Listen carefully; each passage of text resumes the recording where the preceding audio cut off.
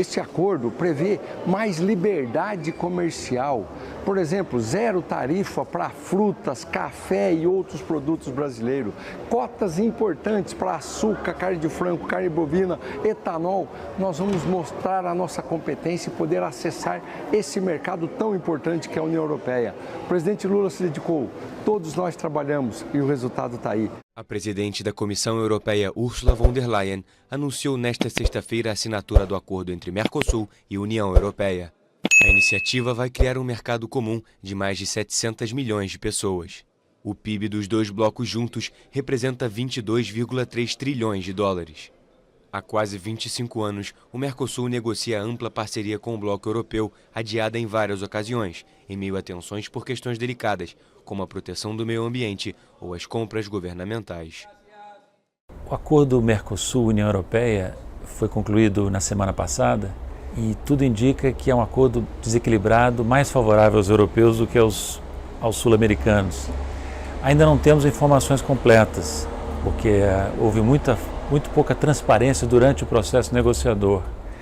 Mas dá para perceber o que está em jogo e os contornos gerais do que foi acertado, porque é uma negociação antiga, que começou nos tempos do Fernando Henrique Cardoso, na verdade. Então ela vinha correndo há muito tempo, a gente acompanhava há muito tempo, e desde a conclusão dos entendimentos, algumas informações relevantes foram divulgadas. Então dá para ter uma primeira ideia.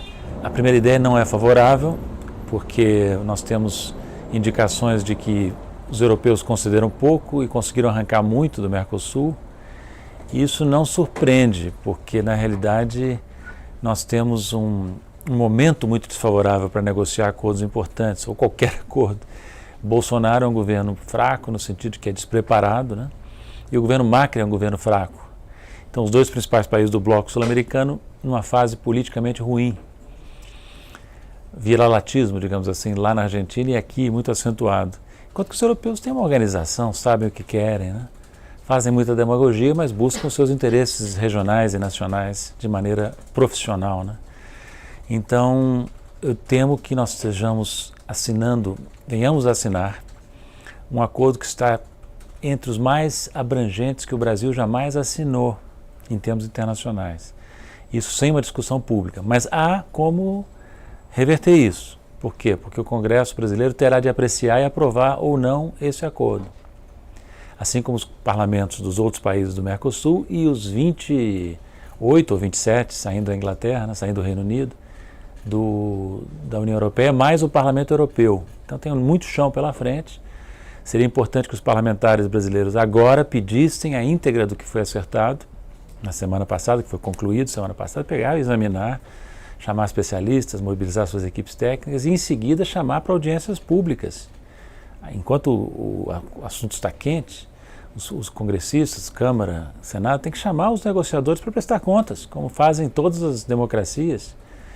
E é muito importante que isso seja feito para contrabalançar um possível desequilíbrio, um provável desequilíbrio, eu diria, entre a posição dos europeus e a posição sul-americana nessa negociação. E esse tipo de acordo é um tipo de acordo que oferece pouco em termos de acesso adicional a mercados.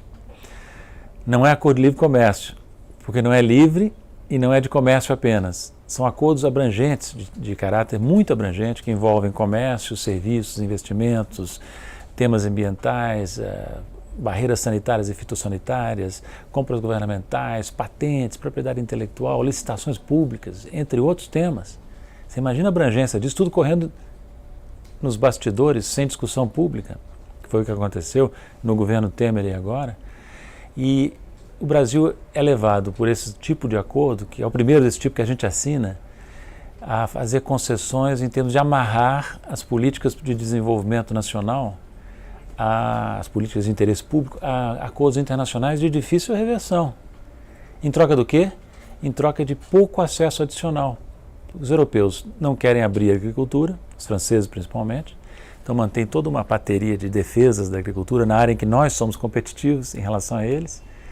E dizem os propagandistas do acordo, nesses últimos dias estão repetindo aí, mas as tarifas sobre exportações industriais do Brasil vão ser zeradas em grande parte, na maior parte. Só que não dizem, né, que as tarifas sobre bens industriais na Europa e outros países desenvolvidos já são há muito tempo muito pequenas.